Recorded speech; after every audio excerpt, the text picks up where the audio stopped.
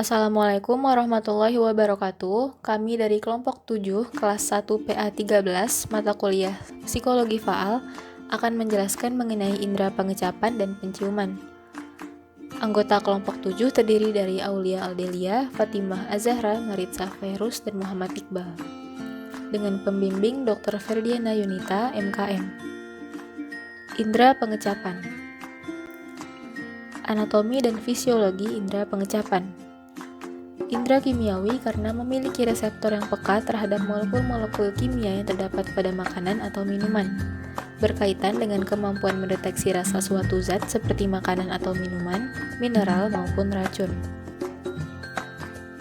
Anatomi dan fungsi lidah, organ muskular atau kumpulan otot rangka pada dasar mulut, yang berfungsi untuk membantu pencernaan makanan dengan cara mendorong, mengaduk atau mencampur makanan dengan air liur. Organ ini mudah teriritasi oleh panas. Anatomi lidah, satu ada dorsal yang terdiri dari 2/3 anterior dan 1/3 posterior yang dipisahkan oleh sulcus terminalis. Kedua ada ventral terdapat di bagian bawah lidah, yang ketiga lateral terdapat di samping. Otot lidah terdiri dari otot ekstrinsik yaitu otot untuk gerakan atau posisi lidah, dan otot intrinsik yaitu otot yang membentuk lidah, terdiri dari superior, inferior, vertikal, dan transversal. Lalu ada struktur taste bud. Pertama ada sel gustatorik atau taste cell, 2 mikrofili, 3 taste pore, 4 serabut saraf, yang kelima sel penyokong atau supporting cell. Fenomena cita rasa indera pengecap. Sensasi cita rasa terjadi akibat interaksi molekul-molekul kimia pada makanan dengan taste bud. Sensasi makanan ini pada umumnya berarti rasa yang merupakan kombinasi pengecapan dan penciuman di mana akson keduanya tersebar secara konvergen di berbagai sel yang sama di otak, yaitu di korteks endopiriformis. Nah, konvergi tersebut memengaruhi pemilihan makanan. Stimulus cita rasa ada 5, yaitu pahit dari kandungan alkaloid, asam dari kandungan asid buah jeruk, manis dari senyawa organik gula, asin dari ion natrium, dan gurih dari kandungan glutamat kaldu ayam atau MSG. Indera pengecap cita rasa dan perilaku. Contohnya, berbagai bahan kimiawi dapat memengaruhi cita rasa pada taste bud. Misal minum jus jeruk sesudah gosok gigi mengubah rasa manis jus jeruk menjadi pahit akibat kandungan natrium lauryl sulfat dalam pasta gigi yang memperkuat rasa pahit dan melemahkan rasa manis dengan cara menutupi reseptor rasa manis. Sensitivitas cita rasa wanita naik turun sesuai siklus hormon reproduksinya dan mencapai maksimal di awal kehamilan. Sehingga selama kehamilan wanita cenderung lebih berhati-hati dan menghindari makanan yang merangsang atau berbahaya, serta sangat peka atau sering mual atau morning sickness. Fenomena ageusia. Ageusia yaitu tidak dapat mendeteksi setiap rasa yang dipicu oleh gangguan saluran khusus antara indera perasa dan penciuman. Individu yang mengalami ini dikaitkan dengan adanya masalah dalam mengidentifikasi bau dan rasa. Gangguan ini dapat berdampak negatif pada kesehatan dan kualitas hidup. Misal, gangguan rasa pada lansia mengakibatkan penurunan berat badan, gangguan kekebalan tubuh hingga malnutrisi. Indera penciuman. Ada beberapa poin anatomi dan fisiologi indera penghidu dan kaitannya dengan perilaku.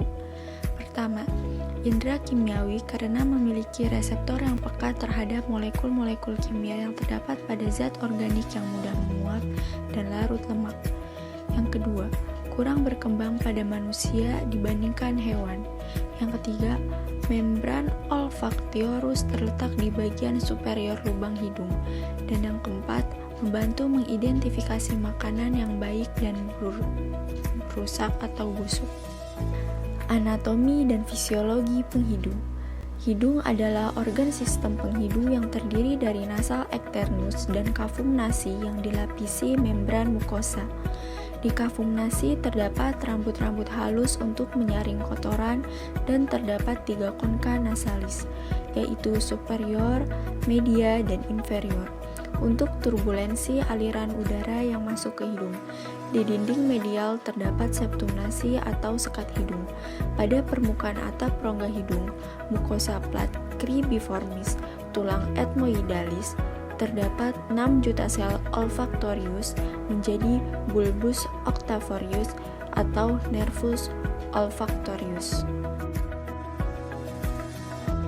Struktur reseptor olfaktor yaitu terdiri dari sel reseptor olfaktori berupa reseptor penghidung berupa neuron bipolar yang dapat beregenerasi 30-45 hari dan tersusun oleh vesikel olfaktori atau dendrit dan cilia olfaktori hairs di aspeks dan akson di basal.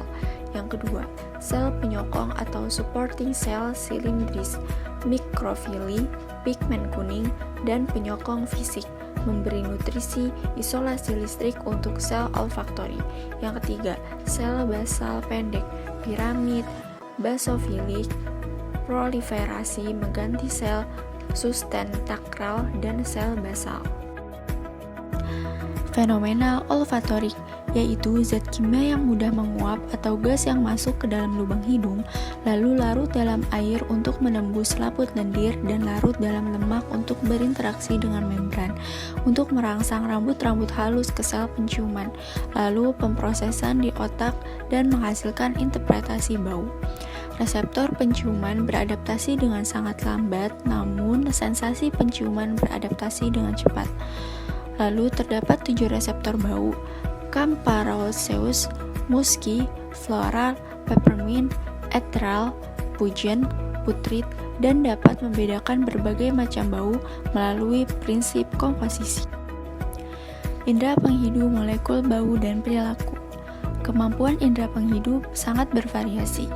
Mamalia memiliki vomeronasal, organ yang sensitif untuk membau feromon sebagai insting untuk mencari pasangannya. Feromon pada wanita sangat erat kaitannya dengan siklus menstruasi. Pada umumnya, wanita lebih sensitif mendeteksi bau dibandingkan laki-laki dan lebih memperhatikan bau-bauan. Perbedaan tersebut terjadi pada semua umur.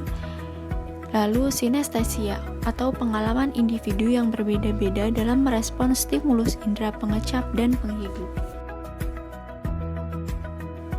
Anosmia dan kaitan antara indera pengecap dan penghidu.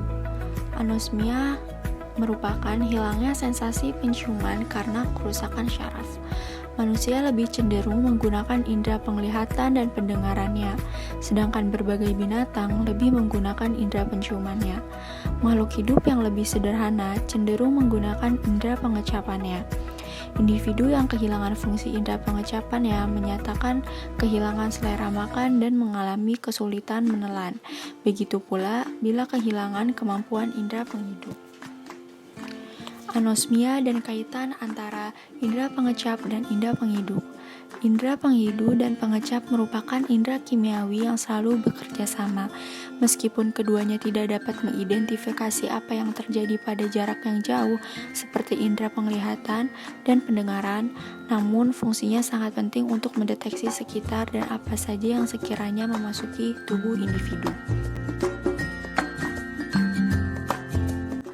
Sekian pemaparan dari kelompok kami, kurang lebihnya mohon maaf. Wassalamualaikum warahmatullahi wabarakatuh.